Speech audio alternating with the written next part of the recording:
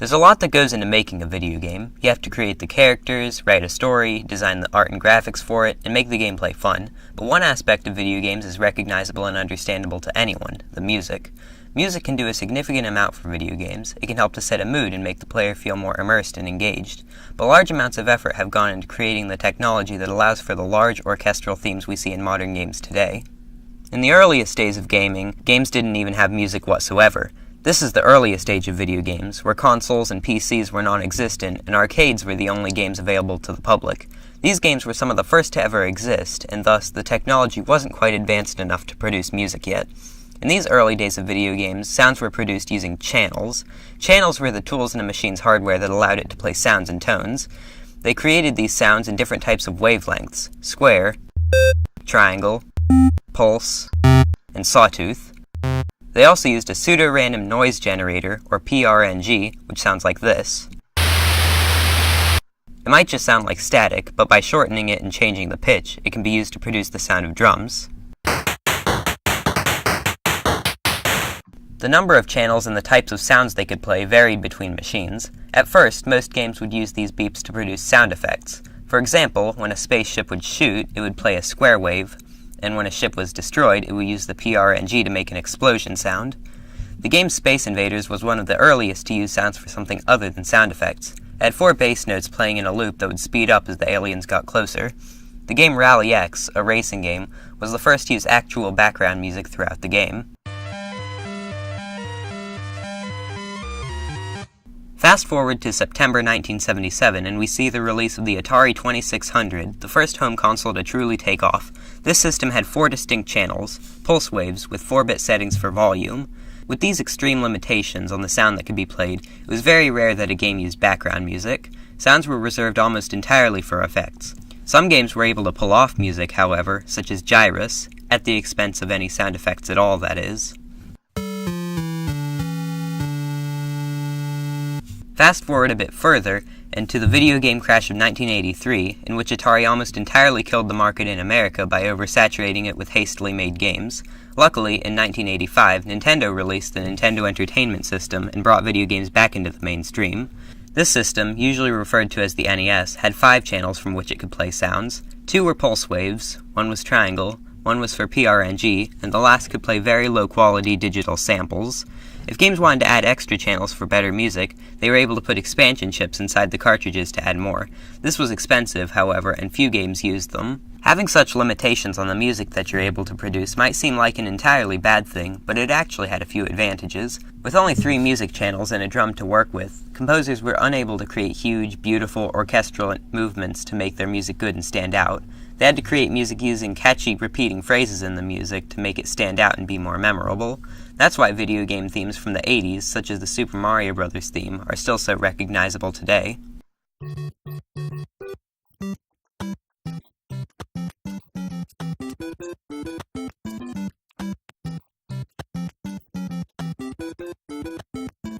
That being said, this system of music making was of course not without its flaws. Having only 3 real channels and a drum to work with usually meant that themes had to be very simple. The sound quality of these channels obviously wasn't the best either. They could only produce sounds in the forms of different electronic beeps. In addition, one channel would occasionally have to stop playing music to play a sound effect. The 8-bit NES ruled the home console market up until the early 90s, which saw the release of the 16-bit Sega Genesis and Super Nintendo Entertainment System, or SNES. These new systems had increased graphical and audio capabilities. The SNES, for example, had 8 channels rather than only 5. The channels of these systems worked quite differently from the previous 8-bit systems. Rather than producing sounds using different wavelengths, the SNES used sound fonts. In a game cartridge, the data for a specific sound will be contained. For example, here's a sound font from Super Mario World. The sound font files in SNES games had an audio quality of 32 kHz. The system could take this data and change the pitch of it. The data for which notes to play was also contained in the cartridge, so when you played the game, it could take the sound font and make it into music.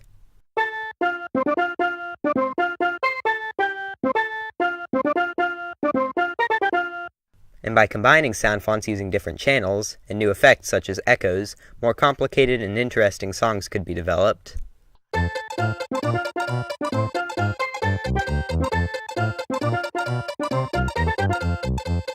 Not much changed in video game music through the 90s. 32-bit systems, such as 1994's PlayStation with 24 channels and a 44.1 kHz sampling rate, worked similarly to that of 16-bit systems. The same is true for 64-bit systems, such as the Nintendo 64 with 24 channels and a 48 kHz sampling rate. These consoles produced music that was of better quality and complexity, but was still relatively similar. These consoles seem to have given us some of the most memorable video game tracks, as they had to focus more on catchiness, but also had a better sound and quality to them. Here are some examples.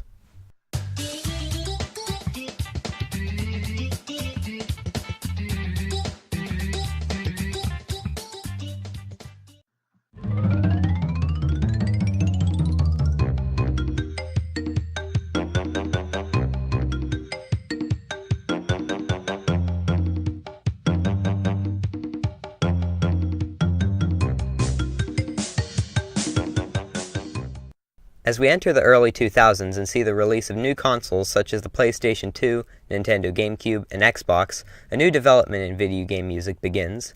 The PlayStation 2 had 48 channels at 48 kHz, and the GameCube had 64 channels, also at 48 kHz. But they all also brought something else new: stereo output. This allowed for easy use of music recorded outside of the console. This meant that orchestrated music could be recorded to play in video games. It had been done before, but not very often. This new development helped popularize it significantly. There are several noticeable differences between this new music and that found on previous consoles.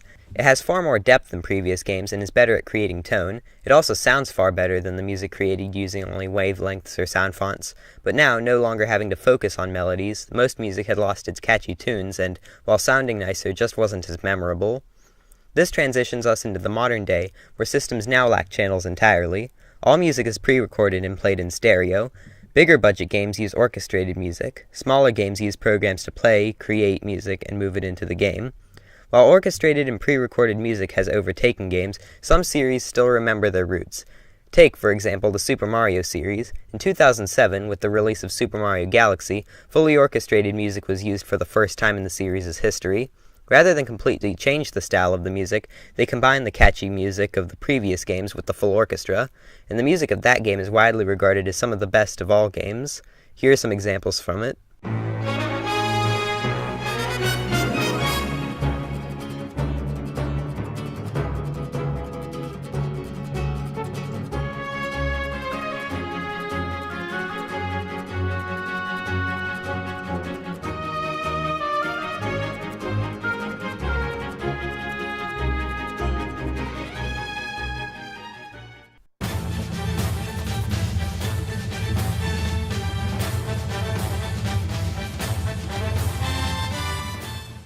This game, along with many others including Skyrim and The Legend of Zelda, showed that orchestrated music can provide memorable songs fondly remembered by many. Orchestrated music for video games shows what composers can do. A problem arises for smaller game development teams in this modern era, however. Small studios can't afford an entire orchestra to play their music. They can, however, use programs to create music. One way this is done is to use sound fonts that sound like instruments, but developers have found other interesting options. The people who grew up playing old games are now old enough themselves to create games of their own, and one common trend is to try and recreate the games of their childhood with their own unique twists on them. They use pixelated graphics and music in the 8-bit style to try to achieve games that match these older ones, and in creating this music use the same methods as composers of the older pieces. A good example of games such as these is Shovel Knight. Its goal was to try and recreate the style of platforming found in games such as Mega Man, and it delivered with some great music as well.